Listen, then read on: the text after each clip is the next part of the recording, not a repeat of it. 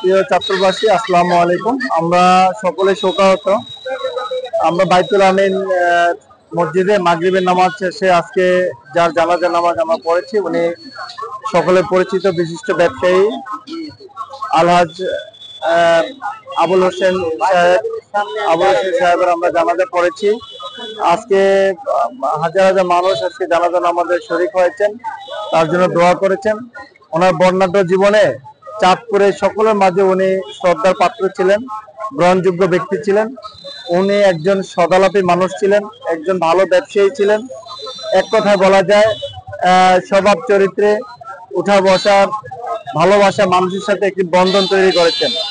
ওনার ছেলেরা চাঁদপুরে প্রতিষ্ঠিত, আপনারা সকলেই জানেন। ক্যাফে কর্নার যে ভবন এবং কর্মকর্নার যে হোটেল, এই হোটেলের উনি স্বত্বাধিকারী।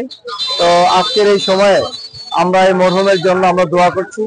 আমরা আল্লাহ তাআলার কাছে দোয়া করছি, আল্লাহ যেন তাকে জান্নাতের উচ্চ মাকাম দান করেন। পাশাপাশি তার এই শোক সন্তপ্ত পরিবারকে আমরা সমবেদনা জানাচ্ছি। আল্লাহ তাআলা যেন এই পরিবারকে ধৈর্য ধারণ করার তৌফিক দান করেন। সকলের কাছে আমরা দোয়া চাই এবং আমরা সকলেই আল্লাহ তাআলার কাছে আমরাও দোয়া চাই। আমরা যেখানেই থাকি না কেন, আমরা যেন পরকালের প্রস্তুতি নিতে পারি। আমরা যেন আল্লাহ তাআলার খুশি মতো আল্লাহ তাআলার রেজামন্দি হাসিল করে আমরা যেন চলাফেরা করে আমরাও পরকালের একজন জান্নাতের মেহমান হিসেবে আল্লাহর কাছে পৌঁছতে পারি। আমরাও আল্লাহ তাআলার কাছে দোয়া চাই, আপনাদের কাছে দোয়া চাই। আসসালামু আলাইকুম ওয়া রাহমাতুল্লাহি ওয়া বারাকাতুহু।